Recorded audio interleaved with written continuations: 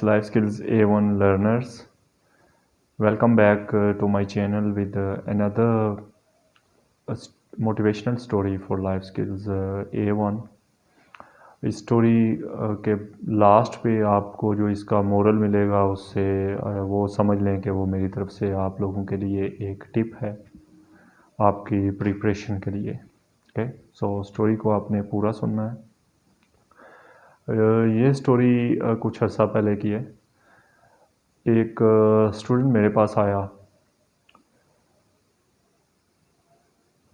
A1 के लिए ही आया। ही सेड दैट सर मैं पढ़ा लिखा नहीं हूँ, और जो है ना मैंने फ़लानी जगह से जो है ना 2 बार ट्राई की है, मैं फेल हो गया हूँ। तो कोई ऐसा कोई निज़ाम है जी, पैसे शैसे लगते हैं? मैंने कहा नहीं, ऐसा कोई निज़ाम नहीं है, आप आ जाए, मैं आपको पढ़ा दूँगा और इतनी फ़ीस होगी, आपका काम हो जाएगा। अब मैंने बड़ा कॉन्फिडेंटली, हालांकि वो अनएजुकेटेड था, मैंने उसको ले आया, पढ़ना शुरू हो गया। वो मैंने फ़र्स्ट डे उसे जो चीज़ें बेसिक्स लाइफ स्किल्स A1 के ना वो लिख के दिए नोटबुक पे। नेक्स्ट डे जब वो आया तो मैंने उसे कहा कि आप जो है ना कल की ये जो मैंने आपको काम दिया था वो मुझे आप जो है ना, मैं उसका टेस्ट ले लूँ आपसे।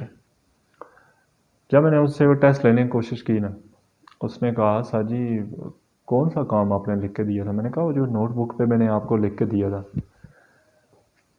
कहता सर वो तो इंग्लिश में लिखा हुआ है ना। मैंने कहा जी जी बिल्कुल इंग्लिश में लिखा हुआ है। कहता सर मुझे तो नहीं इंग्लिश पढ़ना आती। कहा ठीक। मैं थोड़ा सा सोच में पड़ गया। अब मैंने क्या किया कि रोमन इंग्लिश ना उर्दू में इंग्लिश बना के मैंने उसको लिख के दे दी वही चीज़ें। अब थर्ड डे वो आया, मैंने उसे कहा जी सुनाए मुझे।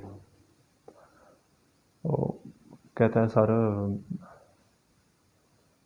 मुझे तो उर्दू भी नहीं पढ़ना आती, ना इंग्लिश ना उर्दू, मैं तो स्कूल ही नहीं गया। कहा अच्छा। बड़ा परेशान हो गया, मैं सोच में पड़ गया। मैंने कहा इसके साथ किया क्या जाए। थोड़ी देर में, क्योंकि एक teacher always in a learning position, एक टीचर हमेशा एक लर्निंग पोजीशन में होता है, तो कोई ना कोई आइडियाज़ नए सोचता है। तो मैंने क्या किया कि मैंने उसके मोबाइल पे नज़र पड़ी तो मुझे आइडिया आ गया। मैंने कहा यार मोबाइल आप मुझे दो, आप इधर मेरे पास आके बैठ जाओ। अब मैंने वो पेजेस दोनों वो जो है ना टोर कर दिए, फाड़ दिए। मैंने नए पेजेस लिखना शुरू किए और उससे मैंने कहा कि आपने वीडियो ऑन करनी है, बनानी है। अब मैं साथ साथ वो लिखता गया, साथ साथ बोलता गया, वीडियो भी बन रही है, मेरी आवाज़ भी आ रही है, मैं लिख क्या रहा हूँ वो भी मैं बोल रहा हूँ। अब मैंने उसको सारा दे दिया। मैं अब उसको डेली की बेस पे ना जो भी टॉपिक लिख के देता, मैं उसको साथ वीडियो बना के दी। मैंने उससे कहा कि करते क्या हो? कहता सर मेरी अपनी जो है ना एक पान शॉप है, उधर ही बैठा रहता हूँ। मैंने कहा आपने करना क्या, आप रात को जो है ना हेडफोन्स लगाने हैं कानों में और वो देखना है, साथ उसको पढ़ते रहना है, वीडियो देखते रहना है बस बार बार। और जब आप शॉप में बैठोगे तब आपने जो है ना बस कानों में हेडफोन्स लगा के उसको सुनते रहा करो बस बार बार। वुड यू बिलीव मी, 12 से 13 दिन गुजरे, उस लड़के ने इतनी वो इम्प्रूवमेंट लाई अपने में, सिर्फ देखने से और सुनते रहने से बार बार।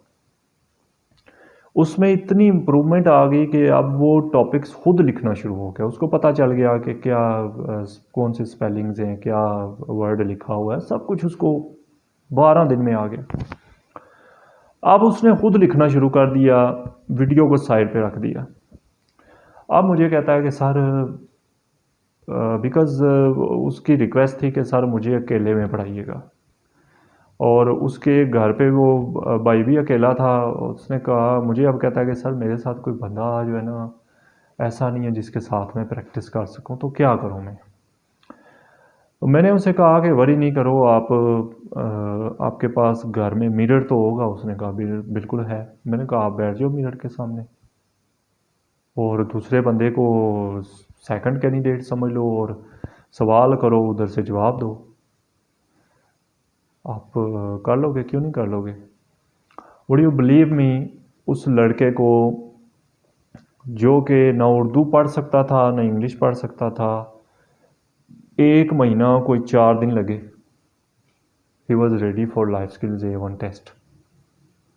Not only this, but now he could write and read English.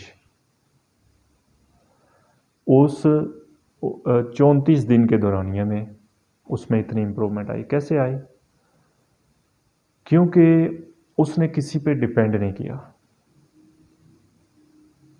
उसने खुद की जितनी भी एफ़र्ट्स की, मैंने उसको गाइड किया, उसने खुद उस इंग्लिश को बार बार सुनने से, बार बार देखने से, और एट द एंड जो प्रैक्टिस थी सेकंड कैंडिडेट, उसने मिरर को बनाया, मिरर के सामने बैठा और बात करता रहा, और बस उसने टोटली, वो एक वाइड स्टूडेंट था मेरे एक्सपीरियंस का जिसने अकेले क्लास ली और उसने अकेले ही सारी इम्प्रूवमेंट अपने में लाई।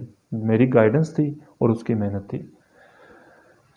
इस स्टोरी से आप लोगों के लिए सबक ये है कि अगर आप लोग घर पे बैठे हैं और आप समझ रहे हैं कि जी हमारे साथ घर पे कोई बंदा नहीं है जिसके साथ हम प्रैक्टिस करें, तो बिल्कुल ऐसा ना सोचें।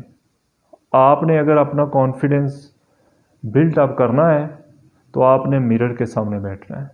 डोर क्लोज करें, मिरर के सामने बैठ जाएं। मिरर में जो बंदा नज़र आ रहा है उसको या एग्जामिनर समझ लें या सेकंड पर्सन समझ लें जिससे आपने सवाल करने, और बातचीत शुरू कर दें। Believe you me, one of the best practices if you want to learn English speaking especially, तो ये सबसे बेस्ट प्रैक्टिस है, इसमें आपको किसी की ज़रूरत भी नहीं है। ठीक है, होप सो आपको आज की स्टोरी भी फ़ायदा दे गई होगी, और उसके लास्ट पे जो आपके लिए एक टिप आई है, जो उसका मोरल आया है, वो भी आप लोगों के लिए बेनिफिशियल होगी। आप लोग घर पे बैठे हुए भी प्रैक्टिस कर सकते हैं। आपने सिर्फ इमेजिन करना है कि दूसरा बंदा जो शीशे में बैठा हुआ है वो सेकंड कैंडिडेट है और आपने बात करनी है एक दूसरे से। ठीक है, ओके, सी यू सूनर इंशाल्लाह with another moral or another motivational story for life skills A1. Till then, Allah Hafiz, Pakistan Zindabad.